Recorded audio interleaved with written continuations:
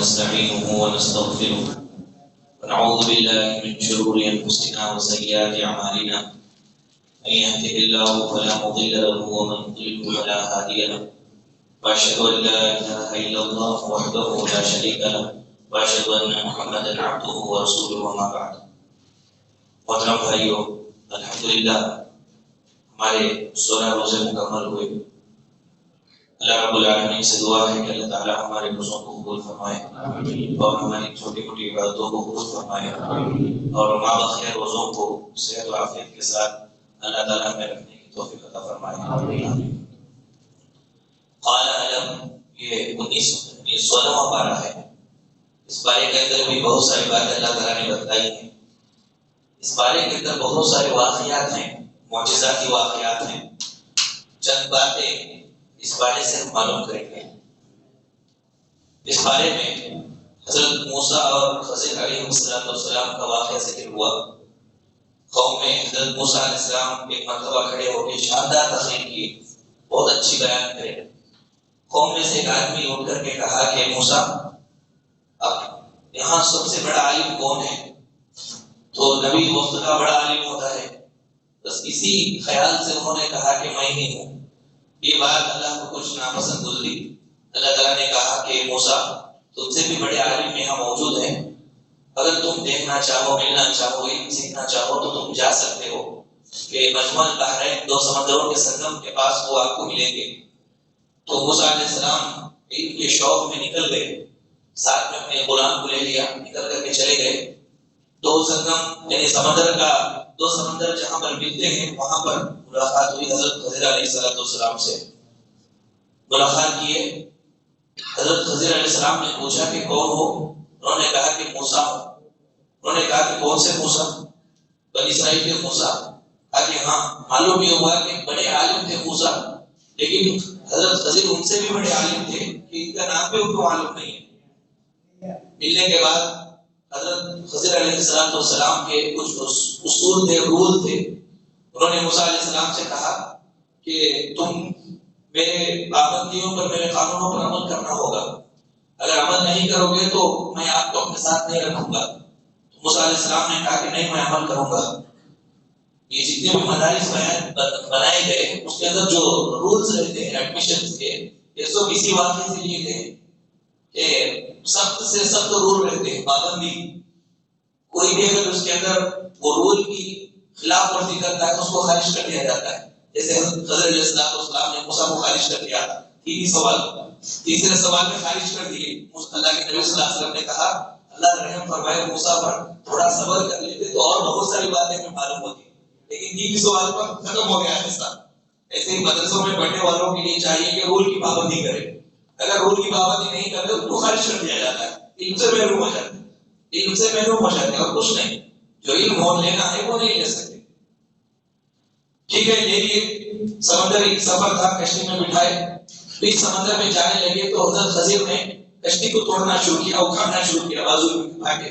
موسیٰ علیہ السلام فوراً کہنے لگے کہ تم کیا کر رہے ہو؟ کشتی والوں کو ڈبو دے دو کیا؟ اس طرح تم یہ حرکت کیوں کر رہے ہو؟ تو حضرت خضر نے کہا کہ میں نے کہا تھا نا کہ تم میرے ساتھ صبر نہیں کر سکتے. تو ٹھیک ہے، یہ آخری چانس ہے، اس کے بعد سے میں آپ کو سوال نہیں کروں گا. وہاں چلے گئے، ایک جگہ جانا تھا. جانے کے بعد ایک گاؤں کے اندر ایک چھوٹا بچہ کھیل رہا تھا. حضرت خضر نے اس بچے کو پکڑا اور گردن مروڑ دی، منے مار دی، ختم کر دیے.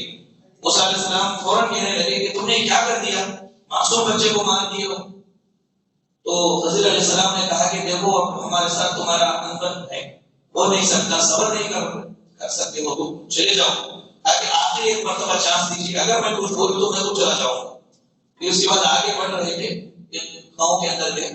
گاؤں کے لوگوں سے انہوں نے رات ہو گئی تھی. گاؤں کے لوگوں سے انہوں نے کھانا دریافت کیا کہ کچھ مہمان نوازی کرو ہماری. تو وہاں کے لوگوں نے انکار کر دیا، صاف انکار کیا، کھانا نہیں کھلائیں گے. بولو 2 نبی تھے، انکار کر دیے، قدر نہیں کیے.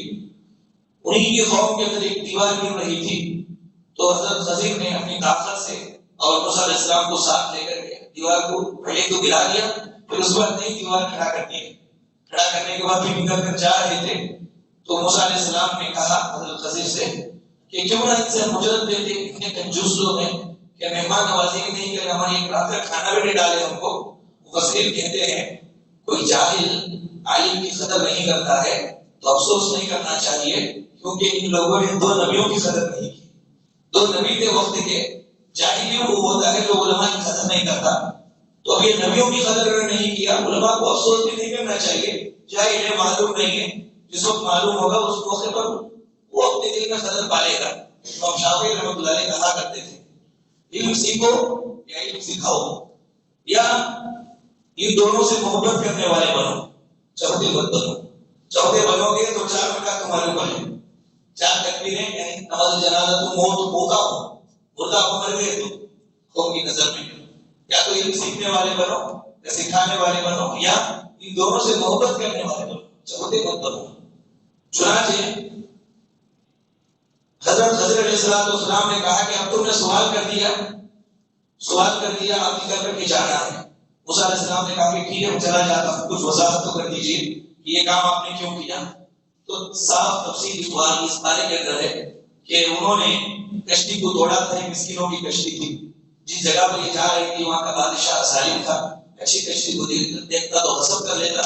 تو اس لیے یہ مسکین ان لوگوں کا گزر بسر یہ اسی کشتی سے ہوتا تھا. اگر یہ چھین لیتا بادشاہ تو یہ لوگ بھی باہر پڑ جاتے. اس لیے میں نے کشتی کو عیبدار بنا دیا. بادشاہ دیکھے بھی تو معمولی کشتی چھوڑ دو بول کے چھوڑ دے گا. معلوم یہ ہوا کہ ہم کو ہماری زندگی میں کوئی تکلیف آئے، کوئی پریشانی آئے تو یہ پریشانی بڑی پریشانی سے بچانے کے لیے اللہ تعالیٰ دیتے ہیں. اس طرح خضر علیہ السلام نے چھوٹی کشتی کو چھوٹا نشان کیا، توڑا. اگر نہ توڑتے اچھی رہتی تو پوری کشتی لے لی جاتی. تو چھوٹی مصیبت آئے تو انسان کو صبر کرنا چاہیے، کیونکہ چھوٹی مصیبت بڑی مصیبت سے بچانے کے لیے چھوٹی مصیبت انسان کو آتی ہے.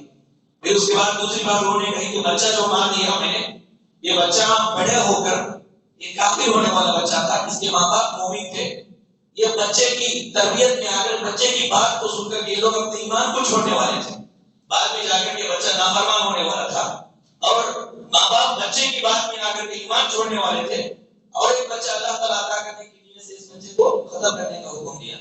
دیکھو ایمان کتنی بڑی چیز ہے، کتنی قدر والی چیز ہے کہ بچے کو اللہ تعالیٰ نے مارنے کا حکم دیا. حضرت خضر کو مارنے کا حکم دیا، بچے کو انہوں نے مار دیا. نافرمان بچے ماں باپ کے ایمان کے لیے اگر ایمان لیوا ہو تو بچوں کو مار دینا، یہ اللہ تبارک و تعالیٰ نے ایمان کی حفاظت کے لیے یہ اہم قدم اللہ تبارک و تعالیٰ نے خضر علیہ السلام کو اٹھانے کا حکم دیا.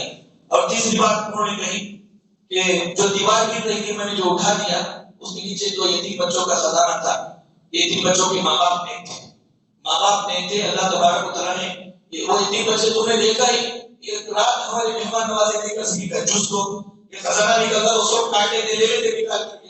تو اللہ تعالیٰ نے حفاظت کی ذمہ داری دی اور مجھ سے کہا کہ دیوار کھڑی کر دی جائے، کسی کو نہیں معلوم ہوگا. یہ بچے جب بڑے ہوں گے تو ان کو بتایا جائے گا اور یہ خزانہ نکالیں گے. یہ سب حفاظت اللہ نے اس لیے کی ان کے ماں باپ نہیں تھے. جو لوگ اپنے بچوں کے لیے فکر مند رہتے ہیں کہ بڑا ہو کے کیسے جیے گا، معصوم ہے، جینے نہیں آتا، بہت پریشان رہتا ہوں میں بچے کے تعلق سے، تو ان لوگوں کو لمحے فکر ہے کہ صرف آپ اپنی زندگی میں نیک عمل کرو، اللہ تعالیٰ آپ کے بچوں کو دیکھ لیں گے. بینک بیلنس جمع کر کے اگر ہم جائیں بچوں کے لیے، بچے نافرمان ثابت ہو، اور آپ دیکھیں کہ جتنا زیادہ مال و دولت چھوڑ کر کے جائیں گے بچوں کے لیے ہم تربیت کیے بغیر، تو یہ بچے اتنے نافرمان بنتے ہیں. اور بادشاہوں کے بچوں کو دیکھا گیا ہے کہ گھر گھر بھیک مانگنے نکل کے آ گئے. تو یہ والدین اپنے بچوں کے لیے قیمتی تحفہ جو دیتے ہیں وہ خود اپنے زندگی میں اللہ کی عبادت کرنے لگ جائے. دیکھو اللہ نے وہ بچوں کے مال کی کیسے حفاظت کیا، کیونکہ بچوں کے ماں باپ بڑے نیک تھے، صالح تھے. تو بچوں کے بارے میں فیوچر میں کیا ہوگا کیسا ہوگا ہمیں معلوم نہیں، تو گھبرانے کی بھی ضرورت نہیں ہے. اپنے آپ اخلاص کے ساتھ زندگی گزاریے، اللہ کی عبادت کیجیے، اللہ تبارک و تعالیٰ کی عبادت کیجیے، حلال کمائیے، اللہ تبارک و تعالیٰ سے ڈر کر کے زندگی گزاریے. آپ کے بچوں کے مستقبل بہت اونچا ہوگا، یہ اللہ تعالیٰ کی گارنٹی ہے. یہ بات اللہ تبارک و تعالیٰ نے اس بارے کے اندر بتائی. بھائیوں، اس کے بعد ذوالقرنین کا واقعہ بیان فرمایا. یہ بھی کفار مکہ اور یہودیوں کے سوال پر اللہ تبارک و تعالیٰ نے یہ سارا قصہ نازل فرمایا. یہودی آ کر کے 3 سوال کیے. ایک تو روح کی حقیقت کیا ہے بتائیں. اللہ نے کہا کہ تمہیں علم نہیں دیا گیا، جتنا بتایا گیا اتنا ہی مان لو. پھر کہا اصحاب کہف کا معاملہ کیا ہے، تو اصحاب کہف کا تفصیل اللہ تعالیٰ نے بتائی. اور تیسرا یہ ذوالقرنین، یہ کون سا بادشاہ تھا، کیا بادشاہ تھا؟ تو اللہ تعالیٰ نے اس کے بارے میں بتایا کہ ساری دنیا پر حکومت کرنے والا بادشاہ تھا. مشرق میں گیا سورج نکلتا جہاں پہ وہاں تک چلا گیا، مغرب میں گیا جہاں پہ سورج ڈوبتا وہاں تک چلا گیا. پھر اس کے بعد 2 پہاڑوں کے درمیان میں گیا تو وہاں کی قوم کے لوگوں نے یاجوج ماجوج کی شکایت کی آ کر کے بڑی پریشان کرتے ہیں ہم کو، تو کچھ ساتھ کیجیے ہمارا. تو اس نے ایک بڑی دیوار بنا دی تانبے کی، اور تانبے کی دیوار بنانے کے بعد کہا فَمَسْتَطَاعُوا أَن يَظْهَرُوهُ وَمَا اسْتَطَاعُوا لَهُ نَقْبًا قَالَ هَٰذَا رَحْمَةٌ مِّن رَّبِّي فَإِذَا جَاءَ وَعْدُ رَبِّي جَعَلَهُ دَكًّا وَكَانَ وَعْدُ رَبِّي حَقًّا. کہ اللہ کی رحمت سے میں بنایا ہوں، اللہ تعالیٰ کے مدد سے قیامت کے قریب جب میرے رب کا حکم آئے گا تو پھر یہ دیوار ٹوٹ جائے گی، اس کے اندر سے یاجوج ماجوج نکل کر آ جائیں گے، فتنہ فساد ہوگا، حضرت عیسیٰ علیہ السلام کو اللہ تعالیٰ بھیجیں گے. یہ اللہ تبارک و تعالیٰ نے ذوالقرنین کے بارے میں اس بارے میں ذکر فرمایا. 16ویں بارے میں سورہ مریم شروع ہوتی ہے. سورہ مریم کب نازل ہوئی؟ یہ اس وقت نازل ہوئی جبکہ مسلمان مکہ کو یعنی مکہ سے حبشہ کو ہجرت کرنے والے تھے. اب ظاہر بات ہے کہ حبشہ میں جو لوگ رہتے ہیں وہ لوگ عیسائی تھے، عیسائی بادشاہ تھا، عیسائی لوگ تھے، تو عیسائی عقیدے اور ان کے بارے میں جانکاری ضروری تھی. اللہ تعالیٰ نے سورہ مریم نازل فرمایا. پہلی مرتبہ ہجرت کرنے والوں میں 80 مرد تھے اور 11 عورتیں تھیں. یہ الگ الگ قبیلے کے مرد اور عورتیں تھیں. مکے میں دھوم مچ گئی کہ لوگ کہاں جا رہے ہیں، یہاں پر ستایا جا رہا ہے، تو یہ ظلم و ستم سے بچنے کے لیے یہ حبشہ جا رہے ہیں. مکے کے اندر گویا دھوم مچ گئی. قریش کے لوگوں نے سوچا سمجھا، میٹنگیں کی، اس کے بعد یہ وفد کو تیار کیا، ایک جماعت کو تیار کیا اور تحفے تحائف دے کر کے نجاشی بادشاہ کے دربار میں بھیجے. نجاشی بادشاہ کے پاس یہ پہلے نہیں گئے بلکہ پہلے علماء کے پاس گئے، عیسائی علماء کے پاس اور وزیروں کے پاس گئے. تحفے تحائف خوب دیے اور کہا کہ بادشاہ کے سامنے جب ہمارا مطالبہ ہوگا تو ہماری تائید کرنا، ہمارا جب مطالبہ ہوگا کہ ان لوگوں کو دے دو ہم لے کے چلے جائیں گے بول کے ہم بولیں گے. تو علماء اور وزیروں سے پہلے بات کر لیے، یہ چالاکی دیکھیے، ایک چالاکی پہلے بات کر لیے کہ ہماری تائید کرو، ہمارا سپورٹ کرو، ایسا بول کے دے دیے. مسئلہ بادشاہ کے سامنے لایا گیا اور سارے مسلمانوں کو بادشاہ نے بلایا اور مسلمانوں نے یہ بات بتائی کہ ہم ظلم و ستم کے اندر تھے، ظلم کے پہاڑ ہم پر توڑے جا رہے تھے. ہمارے نبی نے یہ کہا کہ آپ بہت اچھے ہیں اور یہاں پر ہمیں آزادی سے عبادت کرنے دیں گے، تو اس لیے ہم یہاں پہ آئے. تو بادشاہ کو ان کی بات سمجھ میں آ گئی. اس نے کہا کہ تم کو اب نکلنے نہیں دیا جائے گا، چلے جاؤ اپنے اپنی جگہ پر جا کر کے عبادت کر لو. ان لوگوں کی بات کو رد کر دیا. تو دوسری دن پھر میٹنگ رکھے بادشاہ کے سامنے آ کر کے یہ کہا کہ بادشاہ سلامت، آپ نے ان کو موقع دیا، ہم کو معلوم ہے کہ وہ آپ کے مذہب کو بھی نہیں مانتے، آپ جیسا سوچتے ہیں ویسے میں آپ کے مذہب کی بھی وہ خلاف بات کرتے ہیں. تو پھر بلایا بادشاہ جب جیسے ہی بادشاہ کے بلانے کی خبر ہوئی تو مسلمان گھبرا گئے، کیونکہ ظاہر بات ہے کہ عیسائی اس موقع پر جیسا عقیدہ رکھے تھے ویسا اسلام کا تو عقیدہ نہیں ہے، کیونکہ عیسائی عیسیٰ علیہ السلام کو خدا بولتے تھے اور اللہ تعالیٰ نے کہا کہ عیسیٰ علیہ السلام اللہ کے ایک بندہ ہے، رسول ہے. اب کیا کریں، تھوڑا مسلمانوں کو دین کے اندر تکلیف ہوئی لیکن انہوں نے ٹھان لیا کہ صحیح بات بتانا جو ہو جائے. دربار میں بلائے گئے، پیش کیے گئے تو سارے لوگ مسلمانوں میں جعفر طیار کو تیار کیا گیا، حضرت علی رضی اللہ عنہ کے بھائی جعفر طیار کو تیار کیا گیا. زبردست تقریر کی گئی اور یہی سورہ مریم کی انہوں نے تلاوت کی. بادشاہ سنتا گیا، روتا گیا، سنتا گیا، روتا گیا. پھر اس کے بعد کہا کہ ذرا بھی فرق نہیں ہے ان کی کتاب میں ہماری کتاب میں، بہت صحیح عقیدہ عیسیٰ کے تعلق سے پیش کیا گیا ہے بول کر کے. اس کے بعد ان لوگوں کے طور پہ تحائف رد کر دیے، وہ مشرکین مکہ کے ان کو بھیج دیا گیا اور ان سے کہا گیا کہ جب تک جی میں چاہو تم یہاں پہ رہو، آرام سے عبادت کرو. 2-3 باتیں غور کرنے کی. پہلی بات یہ ہے کہ مظلوم مسلمان تھے، مسلمان مظلوم تھے، دوسرے شہر کے اندر گئے اور کفار قریش کی طرف سے وفد آیا. بادشاہ کو کہا تک زور زبردستی کر رہا تھا، ٹارچر کر رہا تھا کہ ان کو بھیج دیا جائے. ایسے موقع پر بھی اللہ تعالیٰ نے مسلمانوں کو دین میں مداخلت کی اجازت نہیں دی، ذرا برابر بھی دین کے اندر نرمی کی اجازت نہیں دی. جو عقیدہ قرآن نے بتایا اسی عقیدے کو پیش کرنے کا حکم دیا. اب وہ لوگوں کا لحاظ کر کے لوگ کیا سمجھتے کہ گھر میں نوا اپنے میں مسلمان ہوا ہوں، اب یہ بھی صحیح بات معلوم ہوئی ہے بول کر کے چھپانا، غلط بات بولنا، یہ کتنا بڑا گناہ ہے کہ مظلوم مسلمان وہاں پر بھی صحیح بات بولنے کے اللہ تبارک و تعالیٰ نے حکم دیا. تو کیا ہماری جان پر آئی کہ ہم لوگوں کا خیال کرنے کے نام پہ، لوگوں کا لحاظ کرنے کے نام پہ ہم لوگ اگر اسلام کی بات کو نہ بولیں یا چھوڑ دیں یا مسجد کے خلاف میں بول کر کے دبا دے بات کو، یہ کمزور ایمان ہے میرے بھائی، کمزور ایمان ہے۔ صحیح انداز میں، اچھے انداز میں صحیح بات بول دینا، اس طرح مظلوم مسلمانوں نے سارے لوگوں کے سامنے جو ہونے کا ہے وہ ہوگا، لیکن اللہ تعالیٰ کی بات اونچی ہوگی، تو صحیح حیثیت بتانے کا اللہ تعالیٰ نے حکم دیا۔ اور کفار مکہ کو اس کے ذریعے سے یہ تعلیم دی گئی کہ کفار مکہ، مشرکین مکہ ابراہیم علیہ السلام کو مانتے تھے، ابراہیم علیہ السلام کو مانتے تھے۔ انہوں نے کہا کہ تمہارا معاملہ ابراہیم علیہ السلام کے بعد کے معاملے کے جیسا ہے۔ واقعہ آگے ذکر ہوا ابراہیم علیہ السلام کا، ابا سے جب بولے، ابا نے مارنے کی سرزنش کی، دھمکی دی اور کہا کہ یہاں سے چلے جاؤ۔ ابراہیم نکل کر کے چلے گئے۔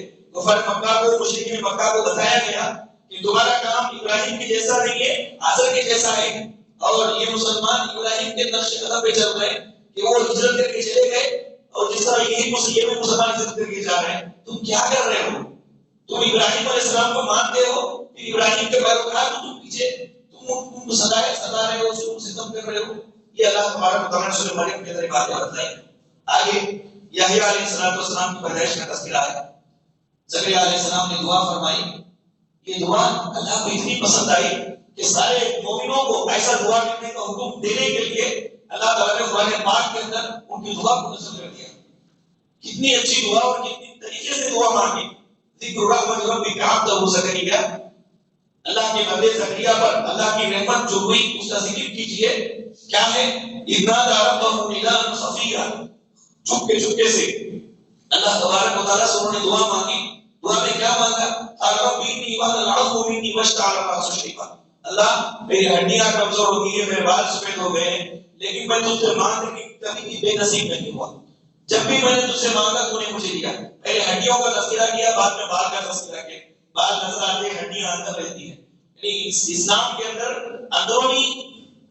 اندر کی اہمیت بہت زیادہ ہے باہر سے، ظاہر سے بڑھ کر کے باطن کی اہمیت ہے اسلام کے اندر۔ اس لیے زکریا علیہ السلام کو معلوم تھا، اللہ تعالیٰ سے انہوں نے دعا فرمائی، اللہ ہڈیاں کمزور ہو گئی ہیں اور بال سفید ہو گئے ہیں، اللہ میں تجھ سے مانگ رہی، کبھی مایوس نہیں ہوا، مجھے ایک لڑکا تھا، فرمایا یہ نبوت کو سنبھالے گا، یعنی تحقیق کی خدمت کرنے کے لیے لڑکے کو انہوں نے مانگا تھا۔ اللہ رب العالمین کو ان کی اللہ پسند آئی۔ ظاہری طور پر بچہ پیدا ہونے کے لیے جو راستے تھے سارے راستے بند تھے۔ ایک تو یہ بوڑھے تھے، دوسرا میڈیکلی یہ عورت ان کی بیوی میڈیکلی وہ پانچ تھی، بچے نہیں ہو سکتے تھے۔ اللہ تبارک و تعالیٰ نے اپنی قدرت سے، یہ معجزہ ہے، اپنی قدرت سے اللہ تعالیٰ نے ان کی بیوی کو درست کیا، زکریا علیہ السلام کی، اور ان کو اولاد عطا کی، بچہ دیا، بچے کا نام اللہ تعالیٰ نے یحییٰ رکھا۔ یہ معجزہ ہے اللہ تبارک و تعالیٰ کا، اور دنیا والوں کو یہ بتانا ہے کہ دنیا والوں کی نظر میں ممکنات ناممکنات ہے، اللہ کے پاس ممکنات ناممکنات کچھ نہیں ہے، سب ممکنات ہے۔ انسان دل جان سے اللہ تعالیٰ کی عبادت کرنے لگ جائے تو اللہ تعالیٰ اس کو وہ ساری چیزیں دے دیں گے جو وہ چاہتا ہے۔ اس کے بعد سیدنا عیسیٰ علیہ السلام کی پیدائش کا تذکرہ ہوا، یہ بھی معجزہ کے طور پر ہوا۔ مریم علیہ السلام کے نام سے یہ سروے بارے میں سورت ہے، سورہ مریم، عورت کے نام سے یہی ایک سورت ہے قرآن پاک کے اندر۔ ایک اتنی عفت والی تھی اور اتنی پاک دامن عورت تھی، اللہ تعالیٰ نے ان کی تعریف قرآن مجید کے اندر کر دی۔ قرآن مجید کے اندر سورہ مریم، ایک سکھ آدمی قرآن مجید کے اوپر ڈاکٹریٹ کرتے ہوئے وہ مسلمان ہو گیا۔ اس کا کہنا ہے کہ یہ کلام محمد کا کلام نہیں ہے۔ اس نے اس طرح ثابت کیا کہ میں کچھ کام میں کر رہا ہوں یا کچھ کیا ہوں، لوگوں کے سامنے باہر لایا ہوں، تو جس وقت مجھ سے پوچھا جاتا ہے کہ یہ کام کے لیے کتنے لوگ تمہارے ساتھ تھے، کیسے کیسے لوگوں کی محنت تھی، تو میں ضرور بولوں گا جن کو میں قریب سے پہچانتا ہوں ان کا نام میں لوں گا۔ اگر ان کی محنت نہ ہوتی، ان کی محنت نہ ہوتی تو یہ کام میں نہیں کر پاتا۔ تو اگر یہ قرآن نبی کریم صلی اللہ علیہ وسلم کا کلام ہوتا تو ضرور اپنی بیویوں کا نام وہ اس میں لکھتے اور بولتے کہ یہ اندر کی طرف اتنی مدد کرنے کے لیے نبی خدیجہ کچھ کم، اللہ کے نبی کی مدد کی کچھ کم مدد کی نبی خدیجہ کی، لیکن نبی خدیجہ کے نام سے، صفیہ کے نام سے، ام سلمہ کے نام سے ایک بھی صورت نہیں ہے، وہ نام ہی نہیں ہے قرآن پاک میں، صرف مریم کا نام ہے۔ انہوں نے کہا کہ اگر یہ محمد کا کلام ہوتا تو محمد اپنے لوگوں کو ضرور سرنڈر کرتے، لیکن یہ اس میں اللہ کے نبی صلی اللہ علیہ وسلم کی بیوی سے کسی بیوی کے نام کا تذکرہ نہیں ہے، یہ مریم علیہ السلام کے نام کا تذکرہ ہے. تو میں اس سے سمجھ گیا کہ محمد کا کلام نہیں، یہ خالق کا کلام ہے، اللہ رب العالمین کا کلام ہے. پھر بھائی ہم بھی قرآن پڑھتے ہیں بس ایسے ہی پڑھ لیتے ہیں، لیکن غیر قرآن میں نہیں پڑھتا ہے تو بڑا سوچ سمجھ کے پڑھتا ہے، اس سے بھی زیادہ سوچ سمجھ کر حکم کرنے کی ضرورت ہے. چنانچہ حضرت عیسیٰ علیہ السلام بغیر باپ کے پیدا ہوئے، اس بارے کے اندر پورا واقعہ ہے. مریم علیہ السلام کے پاس فرشتہ آیا اور ان کی گریبان میں ٹوک مارا، حاملہ ہو گئی. اللہ تبارک و تعالیٰ نے کہا کہ بے موسم وہاں پہ جھاڑ تھا، وہ جھاڑ کو جا کر کے ہلاؤ، کھجور گریں گے. حالانکہ کھجور نہیں تھے، اس میں صرف ہلانے کا حکم دیا، صرف ہلاؤ، یہ تمہاری طرف سے محنت. اب گرائیں گی، یہ ہمارا رحم اور ہمارا کرم. اب انسان کو اتنی محنت کرنی چاہیے جتنی وہ کر سکتا ہے، اس کے بعد اللہ تبارک و تعالیٰ کے اوپر چھوڑنا ہے. اس کے بعد اللہ تبارک و تعالیٰ نے بچہ عطا فرمایا. بچہ لے کر کے قوم میں آ رہی تھی تو الگ الگ لوگوں نے الگ الگ باتیں کہی. انہوں نے کہا کہ اے مریم، یہ اتنی گندی تو کیسے ہو گئی؟ تیرے باپ ایسے نہیں تھے، تیرے بھائی ایسے نہیں تھے. تو اس موقع پر اللہ نے حکم دیا کہ اس طرح بول دو کہ میں روزے سے وہ بات نہیں کروں گی. سبت الرحمن، اللہ کے لیے میں نے روزہ رکھا ہے، بات نہیں کروں گی. وہ زمانے میں روزہ رکھنے والے بات بھی نہیں کرتے تھے. یہ اللہ کا کرم ہے ہم پر کہ ہم کو بات کرنے کی اجازت دی. اگر بات نہ کرنے کا روزہ ہوتا تو کتنا مشکل ہوتا. وہ زمانے میں روزہ بات بھی نہیں کرتے تھے. تو روزہ رکھتی فوراً انہوں نے اشارہ کیا، اشارت کی گئی، بچے کی طرف اشارہ کیا، بچے سے پوچھ لو کہ کیسے پیدا ہوا. تو لوگوں نے مذاق کیا، ٹھٹا کیا اور کہا کہ بچے سے ہم کیا بات کریں؟ قالوا کیف نکلم من کان فی المہد صبیا، چھوٹے گود کے بچے سے ہم کیا بات کریں؟ تو حضرت بولنے لگے. حضرت عیسیٰ علیہ السلام کو اللہ نے گویا ہی دی. قال انی عبد اللہ، بولے میں اللہ کا بندہ ہوں، میں اللہ کا بندہ ہوں. سب سے پہلے اللہ پر لگنے والے الزام کو دور کیا. میں اللہ کا بیٹا نہیں ہوں بلکہ اللہ کا بندہ ہوں. قال انی عبد اللہ آتانی الکتاب، بڑا ہونے کے بعد اللہ مجھے نبی بنائے گا، کتاب دے گا. میری ماں کی میں خدمت گزاری کروں گا کہ اللہ تعالیٰ نے مجھے جہاں بھی رکھا بابرکت بنا کر کے رکھا. علم کی وجہ سے ایک علم والا آدمی جہاں رہتا ہے وہ برکت والا، وہاں پہ برکت رہتی ہے، کیونکہ یہ علم نبوت ان کے پاس ہے. تو میں جہاں بھی رہوں گا اللہ نے مجھے بابرکت بنا کر کے رکھا ہے. عیسیٰ علیہ السلام نے کہا کہ اس بارے کے اندر یہ پورا واقعہ ہے. پھر اس کے بعد ابراہیم علیہ السلام کی ہجرت کا واقعہ، باپ غصے میں آ گئے اور ابراہیم کو چلے جانے کا حکم دیا. ابراہیم علیہ السلام گھر چھوڑ کر کے چلے گئے، لیکن ابا کے بارے میں کہا کہ میں اللہ سے دعا کروں گا. لیکن جس وقت حضرت ابراہیم کو معلوم ہو گیا کہ مشرکین کی یہ دعا مغفرت نہیں کرنا ہے تو انہوں نے اپنی بات سے رجوع کر لیا، بات کو پلٹا لیا. اس کے بعد اللہ تعالیٰ نے اس بارے میں مشرکین کو دھمکی دی، کہا کہ یہ حقیر مال کو تم یہ سمجھ رہے ہو کہ اچھائی اور برائی کی بنیاد ہے. مال جس کے پاس ہے وہ اچھا ہے، مال جس کے پاس نہیں ہے وہ خراب ہے. اور اتنی دلیری سے تم اللہ کے پیغام کا انکار کر رہے ہو، یہ رویہ تمہارا جہنم کے اندر لے جانے والا ہے. معیار اللہ کی پسندیدگی ناپسندیدگی کا معیار دنیا کا ملنا اور نہ ملنا نہیں ہے. یہ آزمائش ہے کہ اللہ کسی کو دے دیتے ہیں، کسی سے چھین لیتے ہیں. اللہ ہمارے نبی صلی اللہ علیہ وسلم کے گھر میں 2 مہینے 3 مہینے چولہا نہیں سوکھتا تھا. نعوذ باللہ کہ اللہ تعالیٰ ہمارے نبی سے ناپسند تھا، ناخوش تھا. تو دینا دنیا کا ملنا، دنیا کا چھین لینا یہ کوئی رضامندی اور ناراضگی کی دلیل نہیں ہے. یہ آزمائش ہے. اللہ جس کو چاہتے دیتے ہیں، جس سے چاہتے چھین لیتے ہیں. اس کے بعد شرکیہ کلمے کی کراہت بیان فرمائی. یہودی عزیر کو اللہ کا بیٹا بولتے تھے، عیسائی عیسیٰ کو اللہ کا بیٹا بولتے تھے، اور مشرکین فرشتوں کو اللہ کی بیٹیاں بولتے تھے. اللہ رب العالمین نے بیان فرمایا وقالوا اتخذ الرحمن ولدا لقد جئتم شيئا ادا. کتنی بری باتیں بول رہے ہو کہ اللہ تبارک و تعالیٰ نے اولاد کو ثابت کیا ہے. تکاد السماوات يتفطرن وتنشق الارض وتخر الجبال هدا. آسمان پھٹ جاتا، زمین شق ہو جاتی، پہاڑ ریزہ ریزہ ہو جاتے. یہ بات کو سن کر کے کہ اللہ کے لیے بیٹا ہے، اللہ کے لیے اولاد ہے، اللہ اکیلا ہے، نہ اس کو کسی نے جانا نہ اس نے کسی کو جانا. وہ بے نیاز ہے، اللہ تعالیٰ بے نیاز ہے، ساروں سے بے نیاز ہے. سب کو اس کی ضرورت ہے، اس کو کسی کی ضرورت نہیں ہے. یہ اللہ رب العالمین کی شان ہے. اس کے بعد سورۃ طٰہٰ شروع ہو رہی ہے. حضرت عمر رضی اللہ عنہ کے قبول اسلام کا واقعہ کسی طٰہٰ سورت سے شروع ہوا. نبی کریم صلی اللہ علیہ وسلم کے بارے میں دیکھا کہ دین بدین مکے میں ان کا زور بڑھتا جا رہا ہے. اللہ کے نبی کا محمد صلی اللہ علیہ وسلم کا تلوار یہ مارنے کے لیے نکلے. راستے میں جا رہے تھے، ایک صحابی نے دیکھا کہ کتنی خطرناک انداز جلانی تھی. حضرت عمر کہاں جا رہے ہو؟ عمر آگے محمد کا قصہ ختم کرنے کے لیے جا رہا ہوں. محمد کا قصہ بعد میں ختم کرتے پہلے آپ اپنی بہن اور بہنی کو دیکھو، وہ لوگ مسلمان ہو گئے. یہ بات سنا تھا کہ فوراً پھر گھر گئے اور چپکے سے جیسے ہی اندر گھر میں داخل ہوئے، گھر کے اندر 3 لوگ تھے. ایک تو فاطمہ بنت خطاب حضرت عمر رضی اللہ عنہ کی بہن، اور ان کے بہن کی سعید بن زید، اور تیسرے خباب بن عرب تھے جو ان کو پڑھا رہے تھے، دونوں کو پڑھا رہے تھے. جیسے کہ حضرت عمر کی آہٹ سنے تو خباب بن عرب چھپ گئے. سعید بیٹھے ہوئے تھے، فاطمہ جا کر کے دروازہ کھولی، حضرت عمر کے کانوں میں بات پڑ گئی. کہا کہ کیا پڑھ رہے تھے؟ کچھ نہیں. نہیں میں سن چکا ہوں جو تم پڑھ رہے. بات اللہ کے دین سے تم پھر گئے ہو. ٹوٹے خوب مارے بہن کو، بہن کو مارنا شروع کی پہلے. تو بیچ میں بہن آئی بچانے کے لیے، تو یہ 2 ہاتھ بہن کو لگ گئے، خون جانے لگا. جو مظلوم آدمی رہتا ہے وہ عورتوں کو مارتا نہیں ہے.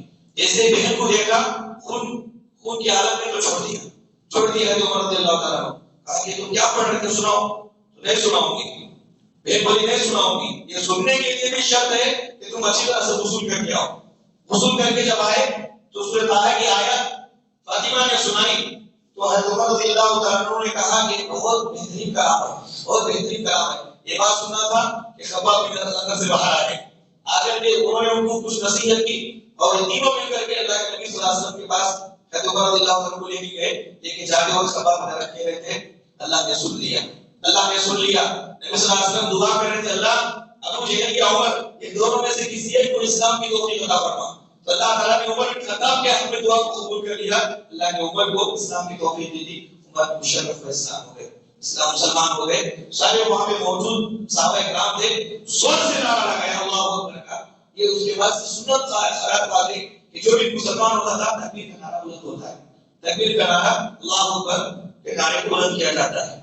اس کے بعد اللہ تعالیٰ نے اسے قرآن کا مقصد بتایا کہ قرآن کیوں نازل ہوا. اب صحابہ کرام کو دیکھتے تھے کفار مکہ 5 وقت کی نماز پڑھ رہے ہیں، اپنے کام کاج کو چھوڑ کے برابر وقت پہ چلے جا رہے ہیں. یہ محنت ہے، مشقت ہے. اور رمضان مبارک کا مہینہ ہے تو سبھی میں اٹھتے ہیں، سحری کرتے ہیں، افطار کرتے ہیں، دن بھر بھوکے رہتے ہیں، 5 وقت کی نماز پڑھتے ہیں، قرآن کی تلاوت کرتے ہیں. یہ قیام اللیل، یہ سب مشقت کے کام ہے. تو کافروں نے یہ سمجھا کہ کتنی مشقت ہے ان لوگوں کو، کتنی مشقت ہے. محمد کی بات سننے کے بعد یہ لوگ کتنے مصیبت میں، مشقت میں پڑ چکے ہیں. اللہ نے بیان فرمایا کہ یہ مشقت ہی دکھ رہی ہے. آپ کو معلوم ہے ایک آدمی کو بٹھا کے ان کو خوب کھلاتے جائے دیکھتے جائے، نہ دینے کی قدر رہتی، نہ کھانے پینے کی قدر رہتی، اس کے پاس کچھ نہیں رہتا. لیکن آدمی محنت کر کے کماتا نا، مشقت کو کھانے کے بعد جو چیز جو نعمت اس کے ہاتھ میں آتی اس کی بڑی قدر رہتی. اس کے پاس اتنا محنت کے بعد میں نے کمایا. تو ان کو صرف مشقت نظر آ رہی ہے مسلمانوں کی. مشقت کے بعد ہمیشہ کی آرام کی جو جنت ہے ان کو نظر نہیں آ رہی. اللہ نے بیان فرمایا طٰہٰ ما انزلنا علیک القرآن لتشقیٰ، کہ نبی ہم نے یہ قرآن آپ کو اس لیے نہیں اتارا کہ آپ مشقت میں پڑ جائیں. قرآن اوپر سے آیا ہے، انسان کو اونچا بنانے کے لیے قرآن آیا ہے. اونچا ہوگا انسان. نبی کریم صلی اللہ علیہ وسلم نے بیان فرمایا ان اللہ یرفع بہذا الکتاب اقواما ویضع بآخرین، اسی کتاب کے ذریعے سے اللہ قوموں کو اونچا کرتے ہیں. تو قرآن اوپر سے آیا انسان کو اونچا اٹھانے کے لیے، دبانے کے لیے، مشقت میں ڈالنے کے لیے، تھکان پیدا کرنے کے لیے نہیں. یہ مشقت اس بات کی دلیل ہے کہ انشاءاللہ مرنے کے بعد پھر جنت میں جانے کے بعد دوبارہ کبھی بھی ہم محنت نہیں پڑیں گے، کبھی بھی محنت نہیں ہوگی ہماری. یہ دنیا کی 60 سالہ 70 سالہ زندگی کی یہ جو مشقت ہے یہ اس بات کی دلیل ہے کہ اس کے بعد ہمیشہ کے لیے انشاءاللہ ہم کو آرام ملے گا. یہ اللہ تبارک و تعالیٰ نے قرآن کو اس لیے اتارا. کیا اتنا رحم کرنے والا، کرم کرنے والا، یہ سارے احکامات ہمارے اوپر ڈالا تو کتنا آگے وہ اپنے رحم کے نظارے دکھانا چاہتا ہے. جنت کے اندر جا کر کے کیسی مہمان نوازی انسان کو مومنوں کا اللہ تعالیٰ کرنا چاہتے ہیں. کافی کو معلوم نہیں ہے، اس لیے یہ مشقت ان کو نظر آ رہی ہے. ہم کو تو نتیجہ دیکھنا ہے، ہم تو نتیجے کی فکر میں ہیں. یہ محنتیں کچھ نہیں ہے، محنت کے بعد جو نتیجہ ہم کو ملنے والا ہے اس کے اوپر ہماری نگاہ ہے. اس کے بعد اللہ تعالیٰ نے حضرت موسیٰ علیہ السلام کو نبوت ملنے کا واقعہ ذکر فرمایا. موسیٰ مصر میں بنی اسرائیل میں پیدا ہوئے، فرعون کے گھر میں پرورش پائے، پھر اس کے بعد بڑے ہوئے. ایک موقع ایک فرعونی کو مارا اور شکایت کیا فرعونی کے پاس جا کر فرعون کو. تو فرعون نے پکڑنے کا حکم دیا. موسیٰ علیہ السلام بھاگ کر کے نکل گئے، مدین کو چلے گئے. ایک نیک آدمی سے ملاقات ہوئی، وہاں پر 10 سال 11 سال 12 سال تک خدمت کی، بکریاں چرائے. وہاں وہ نیک آدمی کے بچی سے انہوں نے نکاح کر لیا. واپس آ رہے تھے، سردی کی رات، خوب ٹھنڈ اور بہت زیادہ اندھیرا.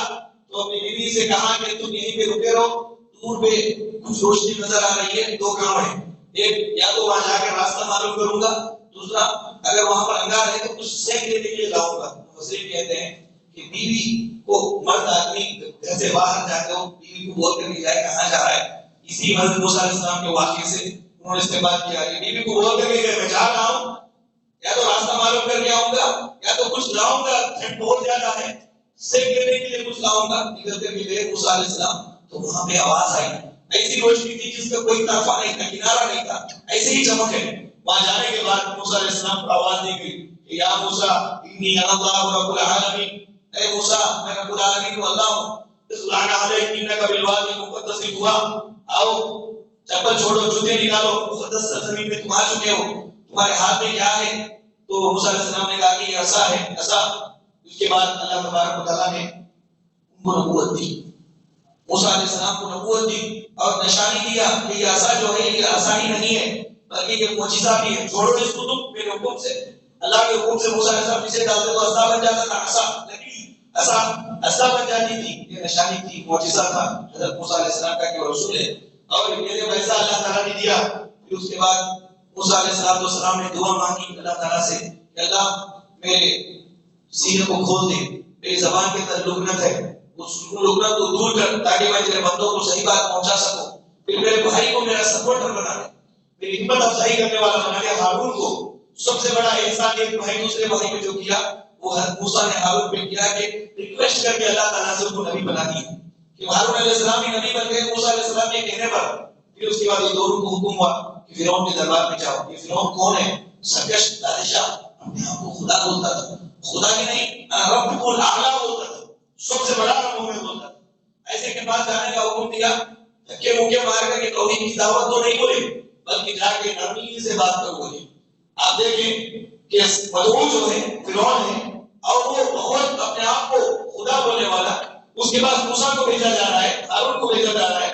اللہ نے کہا کہ فَقُولَا لَهُ قَوْلًا لَيِّنًا، کہ نرم بات کرو۔ اب اندازہ لگائیں کہ کافر ہے، اپنے آپ خدا بولنے والا، اتنا برا آدمی، اس کے بعد نبیوں کو بھیج کر کے نبیوں کو یہ تعلیم دی جا رہی ہے کہ نرم گفتگو کرو۔ ایک مسلمان کو دوسرے مسلمان سے کس طرح نرم گفتگو کرنا چاہیے؟ ہم نبی سے بڑھ کر کے تو نہیں ہے، جب نبی کو نرم گفتگو کرنے کی تعلیم دی گئی تو اس بدل سے اولا وہ نرم گفتگو ہمارے اندر آنی چاہیے۔ اور جو ہمارا بھائی ہے وہ کافر تو نہیں ہے، اور وہ کافر میں بھی ہر دھرم تھا، فرعون اپنے آپ کو رب بولتا تھا، اس کے پاس جا کر کے نرم گفتگو کرنے کا حکم دیا تو ہمارا بھائی کافر نہیں، ہر طرف نہیں، تو اور کتنا زیادہ نرمی سے بات کرنی چاہیے۔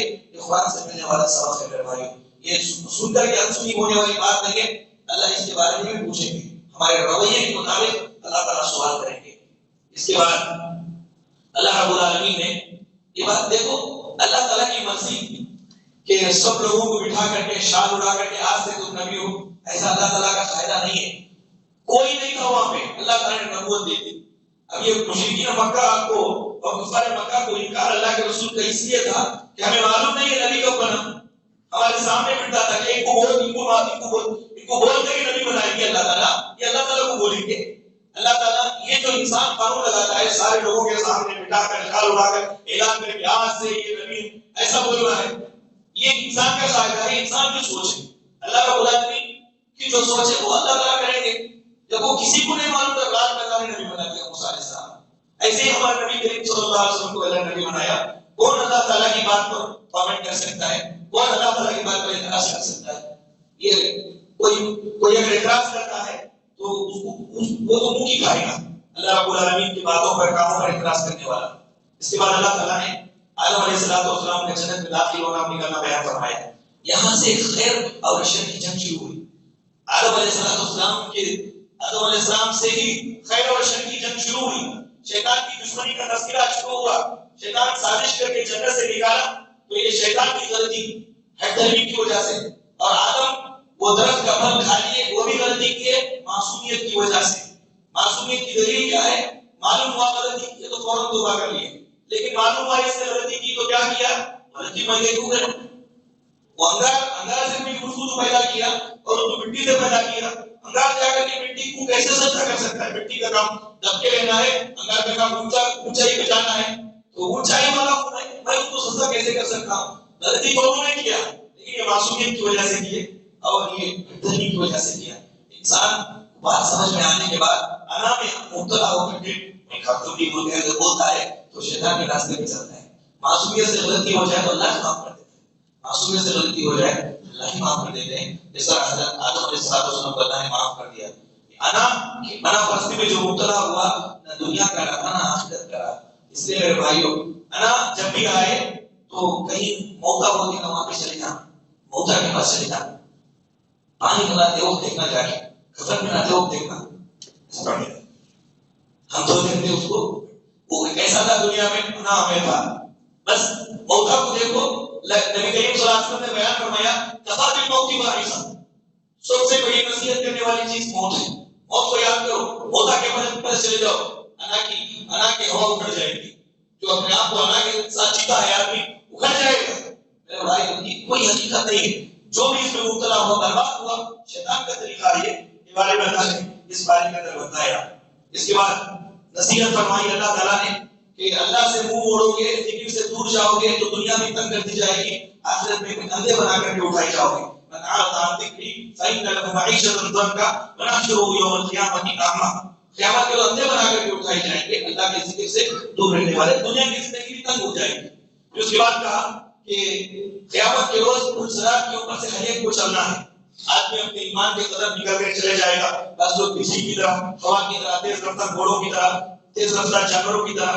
دنیا میں جس کا جیسا عمل ہے اس کا گزر پل صراط کے اوپر سے ویسا ہوگا. یہ پل صراط یہ راستہ ہے, یہ جو تلوار سے زیادہ تیز ہے اور بال سے زیادہ باریک ہے, وہ اس راستے سے ہر ایک کو گزرنا ہے, ہر ایک کو گزرنا ہے. تو انسان دنیا میں جیسا عمل اس کا ہے نیک عمل, وہ حساب سے وہاں پہ وہ تیزی سے بھاگے گا, گزرے گا. اور منافقین روک دیے جائیں گے اور کفار روک دیے جائیں گے, چلنے کے لیے جائیں گے, کٹ کر کے پیچھے گر جائیں گے. نیچے جہنم ہے, یہ ہمارے نبی صلی اللہ علیہ وسلم نے بیان فرمایا. اس کے بعد اس بارے کے اندر دیکھیں گے تو 3 فتنے بتائے گئے اور مبتلا ہونے کے بعد اس کا علاج بتایا گیا. پہلا فتنہ ہے یہ دین کا فتنہ, دینداری کی زیادہ سے زیادہ دین میرے پاس سے اٹھ کر انسان کے اندر فتنہ آ جائے تو ایسے موقع پر وہ کیا کریں, نیک لوگوں کی صحبت اختیار کریں. نیک لوگوں کی صحبت سے وہ دینداری کا فتنہ انسان کا چلا جائے. مال کا فتنہ جیسے ماشاء اللہ لا حول ولا قوت الا باللہ بولے. علم کا فتنہ آ جائے, بہت بڑا علم ہے میرے پاس, بہت جاننے والا ہوں میں, تو اس کو کیا کرنا چاہیے, اپنے آپ کو جھکائے ہو. تواضع جو ہے علم کے فتنے کو دور کرتا ہے. انسان جتنا اپنے آپ کو جھکائے گا یہ اس فتنے سے اتنا دور رہے گا. آخر میں کہا مومنوں, آپ اپنے گھر والے سب لوگ مل کر کے اللہ کی عبادت کرو. دنیا کے اندر بہترین رزق ہمیں تمہیں ہم تم کو دیں گے اور آخرت میں بہترین گھر ہے. وہاں مولانا کا بسرات وصبر علیہا لا نسألک رزقا نحن نرزقک والعاقبۃ للتقوی, کہ ہم آپ سے کچھ پوچھتے نہیں ہیں, ہم آپ کو رزق دیں گے, روزی دیں گے, فراوانی دیں گے. کب آپ اور آپ کے گھر والے میری عبادت کے اندر کمر کس کیجیے, مضبوط استقامت کے ساتھ عبادت کرتے رہیے. یہ زبردست نسخہ ہے فائنینشیل پرابلم کو ختم کرنے کا. فائنینشیل آدمی بھوک پیاس میں ہے, تنگی میں ہے, تو ادھر ادھر در کے ٹھوکرے کھا رہے ہیں. در کی ٹھوکرے کھانے کی ضرورت نہیں. ایک سو ہو کر کے بیوی بچوں کو اللہ کی عبادت میں لگائے صحیح دین کے اوپر, اور خود بھی اللہ کی عبادت میں لگ جائے. آٹومیٹکلی رزق کے دروازے اللہ تعالیٰ اس کے لیے کھول دیں گے. اللہ تعالیٰ سے دعا ہے رب العالمین ہم تمام لوگوں کو قرآن احکامات پر عمل کرنے کی توفیق عطا فرمائے. اللہ ہمارے روزوں کو اور چھوٹی موٹی عبادتوں کو قبول فرمائے. آمین. وآخر دعوانا الحمدللہ رب العالمین. سبحانک اللہم وبحمدک اشہد ان لا الہ الا انت استغفرک واتوب الیک.